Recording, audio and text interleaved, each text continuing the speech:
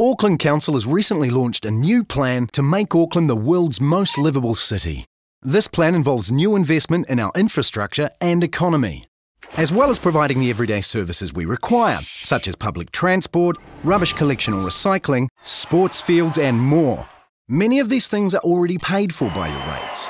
Up until 2012, former councils had different ways of calculating rates. Now we are one council, we are required by government to have one rating system for the whole of Auckland. This means that over time, every property of similar value and use will be charged a similar amount of rates. For example, on a residential property valued at $460,000, you would have paid these different rates amounts. For a property valued at $460,000 under the new rating system, you would pay this rates amount. Overall, the average rates rise this year is 2.5%, which is much lower than the former council's average 5.7% rise over the past 7 years. The new rate system will mean some rates will increase more than 2.5%, but others will decrease. There are a number of reasons why your rates have changed. 1. The general rates requirement is shared across all ratepayers. Some properties went from a relatively high value within their former council area to an even higher value relative to all Auckland properties region-wide, resulting in a proportional increase in rates. This resulted in many other ratepayers getting a proportional decrease in rates. 2. Every property is now rated on its capital value, where some properties were previously rated using land or annual value.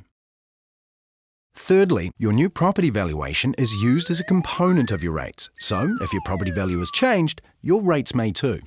The fourth is there's now a consistent fixed charge of $373.35 for everyone. This is called your Uniform Annual General Charge, or UAGC.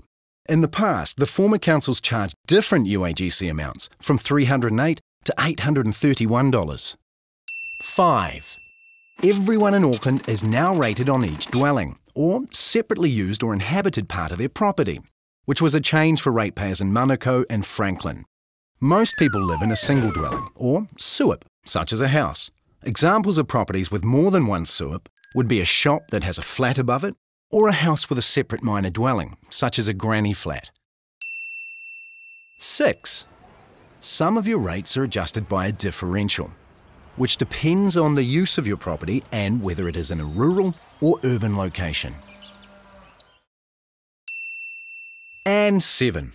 Your rates include any targeted rates that relate specifically to your area or property, such as your waste management service or an improvement that you're paying off over time.